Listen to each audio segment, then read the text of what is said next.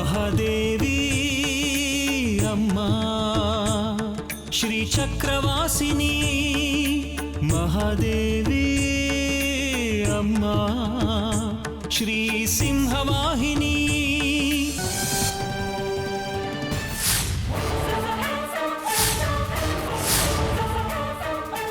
ಇನ್ನು ಮುಂದೆ ಕಣ್ಣಲ್ಲಿ ಕಣ್ಣಿಟ್ಟು ಕಾಯ್ಬೇಕು ಈ ಬಲಿಯನ್ನ. ಆಯಿತು, ನನ್ನ ಕಣ್ಣಿಂದ ತಪ್ಪಿಸ್ಕೊಳ್ಳೋಕೆ ಸಾಧ್ಯನೇ ಇಲ್ಲ.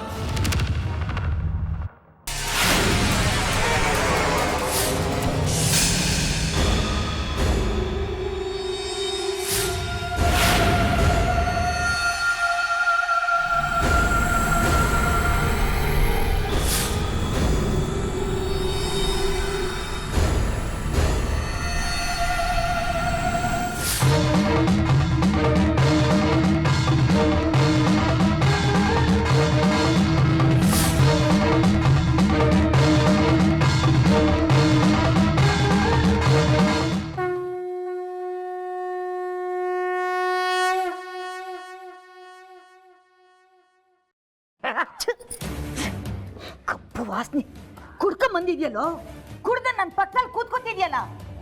ಎಂಡ ಕುಡಿದ್ರೆ ವಾಸನೆ ಬರ್ತೀನಿ, ಪರಿಮಳನ ಬರುತ್ತೆ. ಓ, ನಿಮಗೆ ಪರಿಮಳದ ವಾಸನೆ ಆಗಲ್ಲ ಅನಿಸುತ್ತೆ. ಇವತ್ತೊಂದು ದಿವಸ ಸುಮ್ಮನಾಗಿ ಇನ್ನು ದಿನ ಬರ್ತೀನಿ ಊಟ ಮಾಡೋದಕ್ಕೆ. ನಯ ನಾಜುಕಿಲ್ಲ, ಗೂಳಿ ನುಗ್ದಂಗೆ ನುಗ್ತಿದ್ಯಲ್ಲೋ, ಮಾನ ಮರ್ಯಾದೆ ಇಲ್ದವ್ನೆ. ನಾಲ್ಗೆ ಇದೆ ಅಂತ ಹರಿಬಿಡ್ಬೇಡ್ರಿ, ನಮಗೂ ಮಾತಾಡಕ್ಕೆ ಬರುತ್ತೆ. ನನ್ನ ಹೆಂಡ್ತಿನ ನಿಮ್ಮ ಮನೇಲಿ ಇಟ್ಕೊಂಡು ಚೆನ್ನಾಗಿ ದುಡ್ಸ್ಕೊತಾ ಇದ್ದೀರಾ, ಅಂದಮೇಲೆ ನಾನು ಊಟಕ್ಕೆ ಏನು ಮಾಡಲಿ? ಏಯ್, ನಿನ್ನ ಹೆಂಡ್ತಿನ ನಮ್ಮನೇಲಿ ಬಿಟ್ಟು ಹೋಗು ಅಂತ ನಾವು ಹೇಳಿದ್ವಾ? ಒಂದ್ಸತಿ ಹೇಳಿದ್ರೆ ಅರ್ಥ ಆಗಲ್ವೇನೆ ನಿನ್ಗೆ? ಪದೇ ಪದೇ ಹೇಳ್ತಿರ್ಬೇಕಾ? ನಿನ್ನ ಹೆಂಡತಿನ ಕರ್ಕೊಂಡು ಹೋಗು, ಅಲ್ಲೆಲ್ಲ ಹಿತ್ತಲ್ಲಿ ಕೆಲಸ ಮಾಡ್ತಿರ್ಬೇಕು. ಚೆನ್ನಾಗಿ ಹೇಳಿದ್ರಿ ನೀವು. ಯಾಕ್ರಿ ಕರ್ಕೊಂಡು ಹೋಗ್ಬೇಕು ಅವಳನ್ನ? ಅವಳಿಂದ ಏನು ಪ್ರಯೋಜನ ಇಲ್ಲ. ಮೊದಲಿಂದಲೂ ಮಾತು ಇಲ್ಲ, ಕತೆ ಇಲ್ಲ, ಸೇವೆನೂ ಇಲ್ಲ. ಇನ್ನು ಮಕ್ಕಳಂತೂ ಸಾಧ್ಯವೇ ಇಲ್ಲ. ಜಗ್ಗಿ, ಮರ್ಯಾದೆಯಿಂದ ಮಾತಾಡು, ನಾಲ್ಗೆ ಮೇಲೆ ಹಿಡ್ತಾ ಇರಲಿ. ಓ, ಕ್ಷಮಿಸಿ ಸ್ವಾಮಿ, ಅನ್ನ ಹಾಕ್ತವ್ರ ಮನೇಲಿ ಈಗೆಲ್ಲ ಮಾತಾಡಿದ್ರೆ ತಪ್ಪಾಗುತ್ತೇನೋ? ನನ್ನ ಹೆಂಡತಿ ಸುನೀತಾ ಇಲ್ಲೇ ಇರೋದ್ರಿಂದ ಇನ್ಮೇಲೆ ಊಟಕ್ಕೆ ಸಮಯಕ್ಕೆ ಸರಿಯಾಗಿ ಬಂದು ಊಟ ಮಾಡ್ಕೊಂಡು ಹೋಗ್ತೀನಿ. ದಯವಿಟ್ಟು ನನಗೆ ಅಚ್ಚುಕಟ್ಟಾಗಿ ಊಟ ಹಾಕ್ರಪ್ಪ. ಆಮೇಲೆ ನನಗೆ ಪಲ್ಯ ಉಪ್ಪಿನಕಾಯಿ ಇರಲೇಬೇಕು. ನನಗೆ ನೀವು ಬಿಟ್ಟಿಯಾಗಿ ಊಟ ಹಾಕ್ತಿಲ್ವಲ್ಲ, ನನ್ನ ಹೆಂಡತಿ ಸುನೀತನ್ನ ಇಲ್ಲೇ ದುಡ್ಸ್ಕೊತಾ ಇದ್ದೀರಲ್ಲ, ಅದಕ್ಕೆ ಬಂದು ಹೋಗ್ತೀನಪ್ಪ.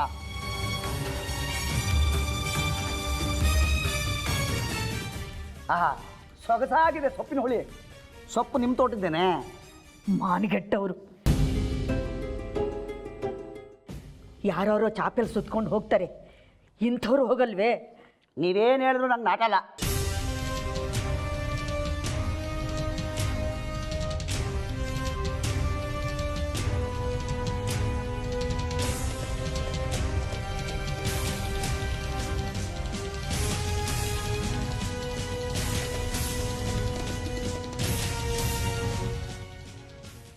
ಬಾ, ಭೋಜನ ಪುಷ್ಕಳವಾಗಿತ್ತು. ಊಟ ಆದಮೇಲೆ ನಾನು ಬಾಳೆಹಣ್ಣು ತಿನ್ನಬೇಕು, ಒಂದು ಎಲೆ ಅಡಿಕೆ ಹಾಕಬೇಕು. ಇರಲಿ, ಇವತ್ತು ಹೇಗೋ ನಾನು ಬೇರೆ ವ್ಯವಸ್ಥೆ ಮಾಡ್ಕೋತೀನಿ. ನಾಳೆಯಿಂದ ನೀವೇ ವ್ಯವಸ್ಥೆ ಮಾಡಿಯಪ್ಪ, ಮರಿಬೇಡಿ. ರಾಜಮಾತೆ ಅವರೇ, ನನ್ನ ಆರ್ಭಟಕ್ಕೆ ನೀವು ಒಂದು ಅಗಳು ತಿನ್ನೋಕ್ಕಾಗಲಿಲ್ಲ. ಊಟ ಮಾಡಿಪ್ಪ. ಅದಕ್ಕೆ ಅಡುಗೆ ಮಾತ್ರ ಭಾಳ ಚೆನ್ನಾಗಿತ್ತು. ನನ್ನ ಹೆಂಡ್ತಿನೂ ಮಾಡ್ತಾಳೆ, ದನಗಳಿಗೂ ಹಾಕಕ್ಕೆ ಬರಲ್ಲ. ಬರಲ್ಲ.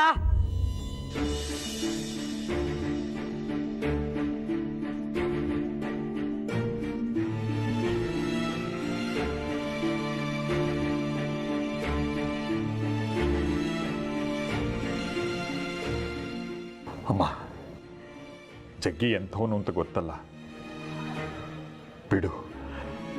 ನೀನು ಊಟ ಮಾಡು, ಇನ್ನೊಂದು ತಟ್ಟೆ.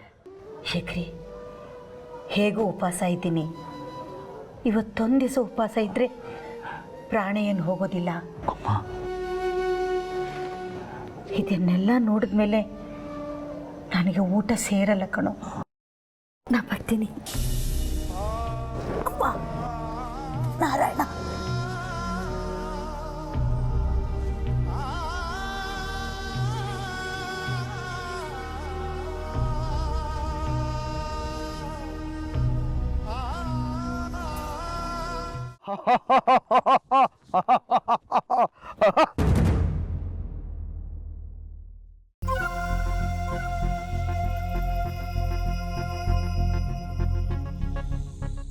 ಏನೋ ಅಡುಗೆ ಶೇಖರೆ, ಮನ್ಸಲ್ಲೇ ಬೈಕೋತಾ ಇದೀಯಾ?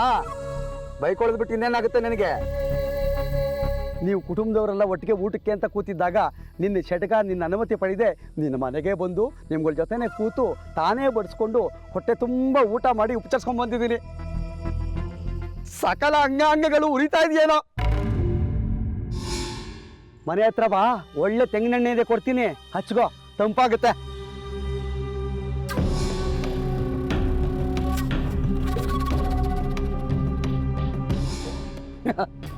ಒಪ್ಕೋತೀಯಾ ಈ ಜಗ್ಗಿ ವೀರ ಶೂರ ಅಂತ? ಏ ಶೇಖರಿ, ಈ ಜಗ್ಗಿ ಬಿರುಗಾಳಿ ಇದ್ದ ಹಾಗೆ, ಒಂದು ಸಾರಿ ಬೀಸಿದ್ರೆ ಎಲ್ಲ ಸೈಲೆಂಟ್. ಯಾಕೆ ಮಾತೇ ಹೊರಡ್ತಾ ಇಲ್ಲ? ಕೋಪ ನೆತ್ತಿಗೇರ್ತಿದೆ ಅಲ್ಲ? ಕಾಪಾಡಕ್ಕೆ ಬಾರ್ಸಕ್ಕೆ ಕೈ ಚುರ್ರಂತಿದೆ ಅಲ್ವಾ? ಜಾಡ್ಸ್ ಒದಿಬೇಕು ಅಂತ ಕಾಲು ಕೆರಿತಾ ಇದೆ ಅಲ್ಲ? ಆದ್ರೆ ನಿನ್ನ ಕೈಲಿ ಏನು ಕಿಸಕ್ಕಾಗಲ್ಲ ಕಣೋ.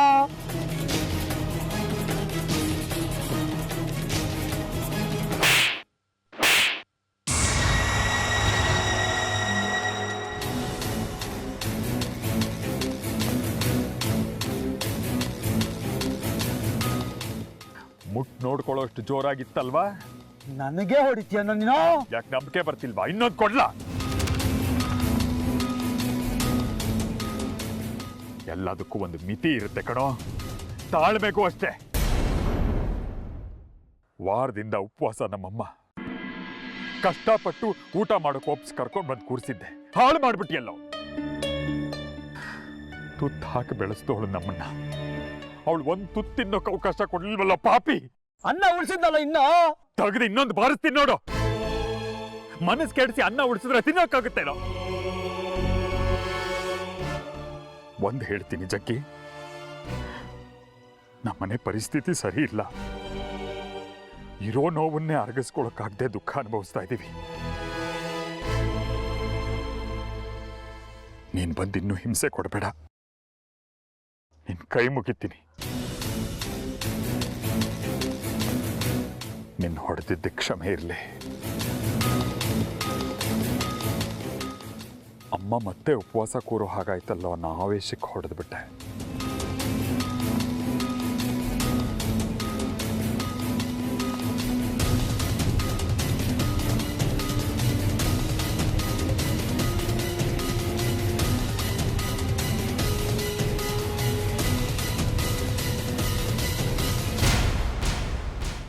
ಬುದ್ಧಿ ಬುದ್ಧಿ ಬುದ್ಧಿ ಬುದ್ಧಿ ಮುಟ್ಬಿಡಿ ಬುದ್ಧಿ. ಆ ಮಗಿ ಯಾರು ಅಂತ ನನಗೆ ಗೊತ್ತಿಲ್ಲ ಬುದ್ಧಿ. ಮುಟ್ಬಿಡಿ ಬುದ್ಧಿ, ನಿಮ್ ಕೈ ಮುಗಿದ್ದೆ ಬುದ್ಧಿ. ಗೊತ್ತಿಲ್ವಾ? ಗೊತ್ತಿಲ್ಲ ಅಂದ್ರೆ ಗೊತ್ತು ಮಾಡಿಸೋದು ಹೇಗೆ ಅಂತ ನನಗೆ ಗೊತ್ತು. ಬುದ್ಧಿ,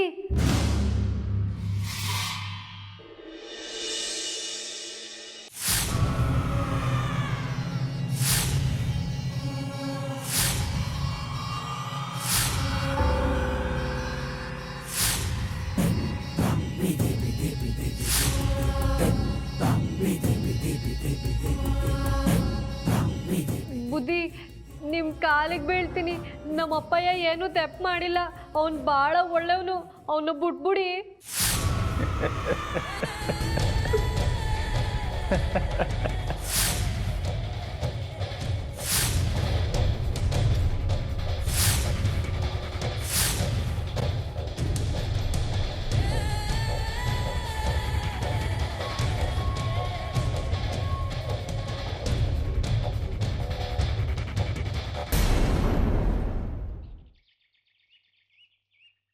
ದೇವು, ಸದ್ಯ ಬಂದ್ಯಾ? ನಿನ್ನನ್ನು ಎಲ್ಲಿ ಹುಡ್ಕೊಂಡು ಹೋಗೋದು ಅಂತ ಯೋಚನೆ ಆಗಿತ್ತು. ಆತಂಕ ಬೇಡ, ನನ್ನನ್ನು ಹುಡ್ಕೋ ಅಗತ್ಯ ಇಲ್ಲ. ನಾನು ಯಾವಾಗ ಎಲ್ಲಿರಬೇಕೋ ಅಲ್ಲಿರ್ತೀನಿ. ಕೊಟ್ಟ ಮಾತಿಗೆ ತಪ್ಪೋನಲ್ಲ ನಾನು. ನಿನ್ನನ್ನೇ ನಂಬಿದ್ದೀನಿ. ನೀನು ನಮ್ಮ ಮನೆ ಒಳಗೆ ಬರೋದೇ ಇಲ್ವಲ್ಲೋ? ಅದಕ್ಕೆ ಇದು ಸಮಯ ಅಲ್ಲ. ಪೂಜೆ ದಿನಾನೇ ನಾನು ನಿಮ್ಮ ಮನೆ ಒಳಗೆ ಕಾಲಿಡೋದು. ದೇವು, ನನ್ನ ಮಗಳ ಬದುಕು ನಿನ್ನ ಕೈಯಲ್ಲಿದೆ. ನಿನ್ನನ್ನು ನಮ್ಮ ಸಹಾಯಕ್ಕೆ ಆ ತಾಯಿ ತ್ರಿಪುರ ಸುಂದರಿನೇ ಕಳಿಸಿದಾಳೆ. ಏನೋ ತುರ್ತು ಕೆಲಸ, ಹೋಮ ಹವನ ಇದೆ ಅಂತ ಕಾರಣ ಹೇಳಿ ಪಾಡ್ಯ ದಿನ ನಮ್ಮನೆ ಪೂಜೆ ತಪ್ಪಿಸ್ಬೇಡ. ದಯವಿಟ್ಟು ನಿನ್ನ ಕೈ ಮುಗಿದು ಕೇಳ್ಕೊತೀನಿ. ಕಿಂಚಿತ್ತು ಆತಂಕ ಬೇಡ, ನಿಶ್ಚಿಂತೆ ಆಗಿರು. ನಾನಿದ್ದೀನಿ. ನಿನ್ನ ಮಗಳು ಇನ್ನು ನನ್ನ ಜವಾಬ್ದಾರಿ. ಅವಳು ನನಗೂ ಮಗಳಿದ್ದಾಗೆ. ಒಂದು ಮುಖ್ಯವಾದ ವಿಚಾರ ಹೇಳಬೇಕು ಅಂತ ಬಂದೆ. ಏನದು? ಏನಾದರೂ ಸಿದ್ಧತೆ ಮಾಡ್ಕೋಬೇಕಾ? ಅಮಾವಾಸ್ಯೆಗೆ ಒಂದು ಪೂಜೆ ಇದೆ. ಅದನ್ನು ಮುಗಿಸ್ಕೊಂಡು ಬಂದು ಮಾರನೇ ದಿನ ನಿಮ್ಮ ಮನೇಲಿ ಪೂಜೆ ಮಾಡ್ತೀನಿ. ಇದ್ರ ಬಗ್ಗೆ ಚಿಂತಿಸ್ಬೇಡ. ನಾನು ಹೇಳ್ದಂಗೆ ಮಾಡು. ಗಮನ ಇಟ್ಟು ಕೇಳು. ಇದು ಬಹಳ ಮುಖ್ಯ. ಇಲ್ಲಿ ತಪ್ಪಿದ್ರೆ ಎಡವಟ್ಟಾಗುತ್ತೆ. ಸರಿಪಡ್ಸಕ್ಕಾಗ್ದಿರೋಷ್ಟು ಹುಷಾರ್. ಇನ್ನೇನಾದರೂ ಸಮಸ್ಯೆ ಇದೆಯಾ? ಮತ್ತೊಮ್ಮೆ ಹೇಳ್ತಾ ಇದ್ದೀನಿ, ಬರೋ ಅಮಾವಾಸ್ಯೆ ತುಂಬ ಕರಾಳವಾದದ್ದು, ತುಂಬ ಕ್ರೂರ. ಕಂಟಕ ಇರೋರಿಗೆ ಹೆಚ್ಚು ಅಪಾಯ. ಅದರಲ್ಲೂ ವಿಶೇಷವಾಗಿ ಸುಂದರಿಗೆ.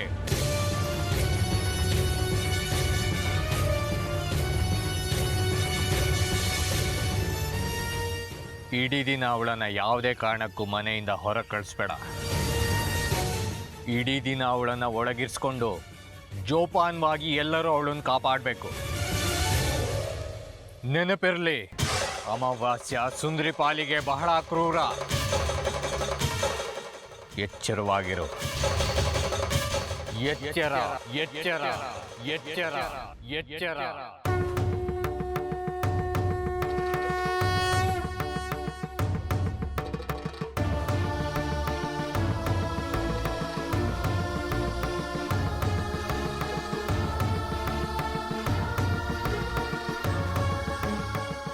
ಸುಂದರಿ ಜೊತೆಗೆ ಇದು ನಮಗೂ ಅಗ್ನಿ ಪರೀಕ್ಷೆ. ಅವಳನ್ನ ಮನೆ ಒಳಗಡೆನೇ ಇಟ್ಕೊಳ್ಳೋ ಜವಾಬ್ದಾರಿ ನಿಂದೆ ಕಣಮ್ಮ.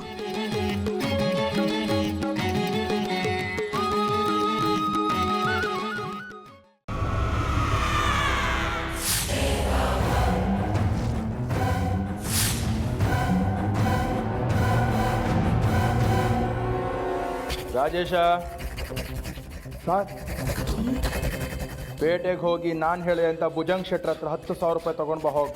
ಸರಿ ಸರ್. ಏ ಪ್ರಕಾಶ, ಸರ್, ಹಳ್ಳಿ ಎಲ್ಲ ಶಾಂತವಾಗಿದೆಯಾ ಇಲ್ಲ ಕುಡಿದು ಗಲಾಟೆ ಮಾಡ್ತಿದ್ದೀರಾ? ಹೋಗಿ ನೋಡ್ಕೊಂಬ. ಸರಿ ಸರ್. ಆವಾಗಿಂದ ನನ್ನನ್ನು ಯಾಕೆ ಇಲ್ಲಿ ಕೂರ್ಸ್ಕೊಂಡಿದ್ದೀರಾ? ಅಪ್ಪಯ್ಯನ ಬುಟ್ಪುಡಿ ಬುದ್ಧಿ. ಬಿಡೋಣ, ಆತ್ರ ಯಾಕೆ? ಏನಿನ ಹೆಸರು? ಜಾಜಿ.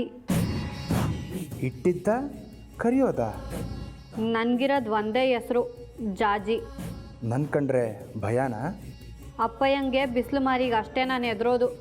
ಪರವಾಗಿಲ್ಲ, ಜೋರಾಗೇ ಇದೆಯಾ.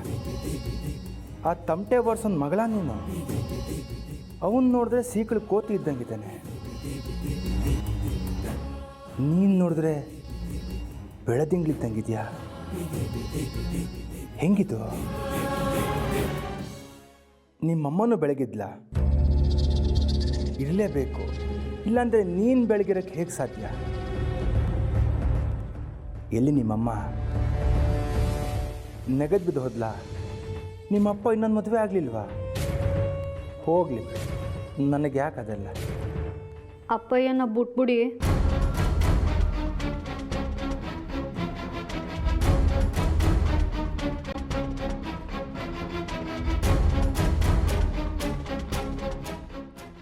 ನಾವಸಿ ಅಪ್ಪಯ್ಯನ ನೋಡ್ಬೋದಾ? ಅವನ್ ತಾವು ಮಾತಾಡ್ಬೋದಾ?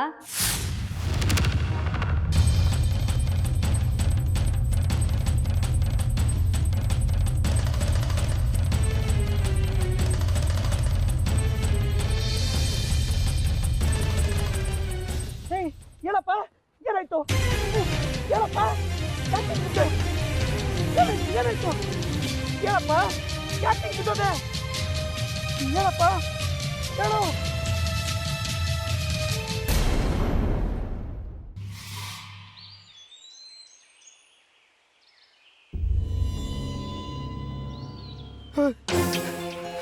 ಶಾರಲಾ ನೀವು ನೋಡು ನಮ್ಮಿಂದ ನಿನ್ಗೇನು ಅಪಾಯ ಇಲ್ಲ ತಂದೆ ಹೊಸಿ ತಡ್ಕೋ ನಾವ್ ನಿಂಗೇನು ಮಾಡಲ್ಲ ಸುಮ್ನಿರು ಸ್ವಲ್ಪ ಶಾಂತನಾಗು ಶಾಂತವಾಗೋದು ಮಗಳನ್ನ ನಾನು ಕಾಪಾಡ್ತೀನಿ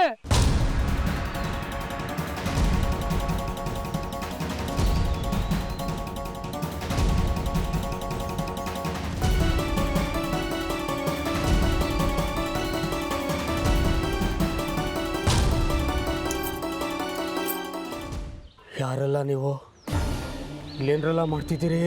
ಇಲ್ಲೇ ಪಕ್ಕದೂರ್ನವರು ಆಯುರ್ವೇದ ಔಷಧಿಗೋಸ್ಕರ ಬೇರು ಅದು ಇದನ್ನ ಹುಡ್ಕೊಂಡು ಹೊರಟಿದ್ದೀವಿ ನಾವು.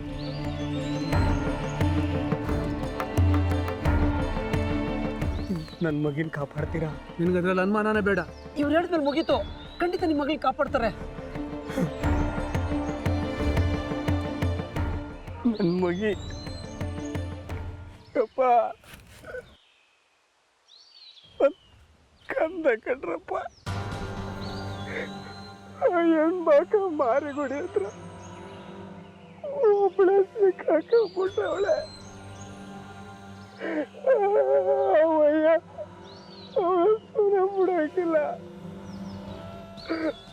ಮುಖ ಬಿಡ್ತಾನೆ.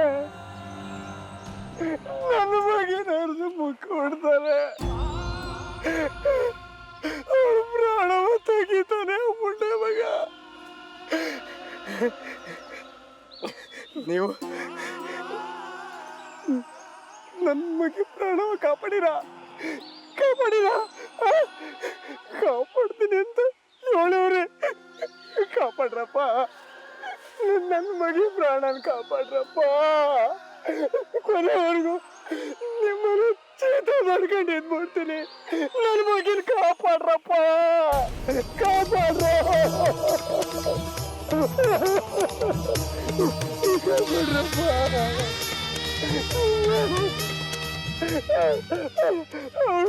ಪ್ರಾಣ ಕಂಡ್ರಪ್ಪ, ಕಾಪಾಡ್ರ.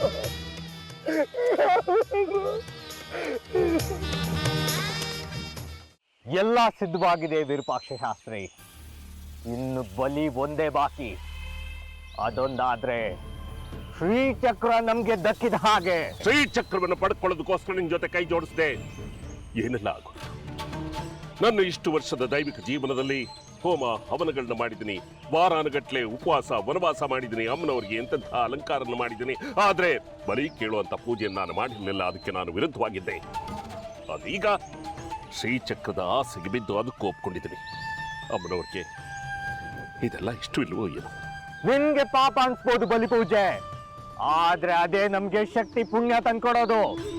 ಶ್ರೀಚಕ್ರ ಒಮ್ಮೆ ನಮ್ ಕೈವಶವಾದ್ರೆ ನನ್ನ ಪಾಪ ಪುಣ್ಯಗಳ ಲೆಕ್ಕ ನಾವೇ ಬರ್ಕೊಳ್ಬಹುದು.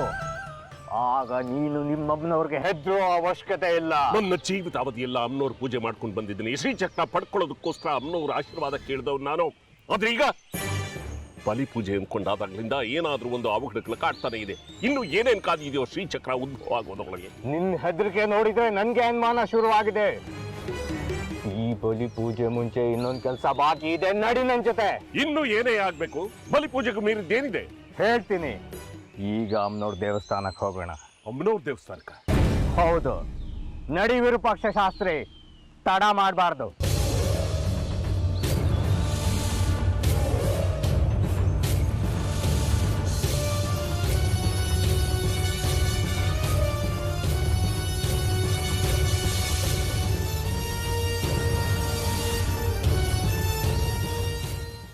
ಏನಾಗಿರ್ಬೋದು ಅನ್ಸುತ್ತೆ ನಿಂಗೆ? ಏನು ಅನಾಹುತ ಆಗಬಾರ್ದು ಅಷ್ಟೇ. ನನಗಂತೂ ಆ ಇನ್ಸ್ಪೆಕ್ಟರ್ ನೋಡಿದ್ರೆ ಕೈ ಕಾಲೆಲ್ಲ ನಡ್ಕ ಬರುತ್ತೆ. ದರಿದ್ರ ಮನುಷ್ಯ ಅವನು, ಹೆಣ್ಣು ಬಾಕ.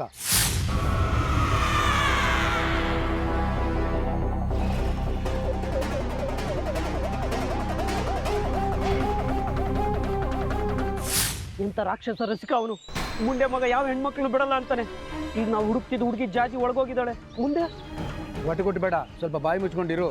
ನಾನು ಬಾಯಿ ಮುಚ್ಕೊಂಡಿದ್ರು ಒಂದೇ ಬಿಟ್ಟರು ಒಂದೇ. ಅಲ್ಲಿ ಆ ರಾಕ್ಷಸ ರಸಿಕ ಆ ಹುಡುಗಿನ ಕೆಡಿಸಿದ್ರೆ ಅವಳು ಪಾವಿತ್ರ ಹಾಳಾಗುತ್ತೆ.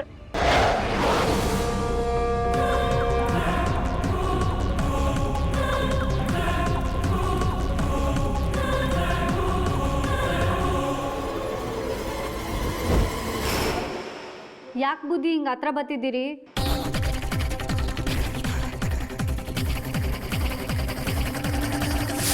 ಅಲ್ಲಿಗೆ ಜಾಜಿ ಬಲಿ ಕೊಡೋಕ್ಕೆ ಅರ್ಹತೆ ಕಳ್ಕೊತಾಳೆ.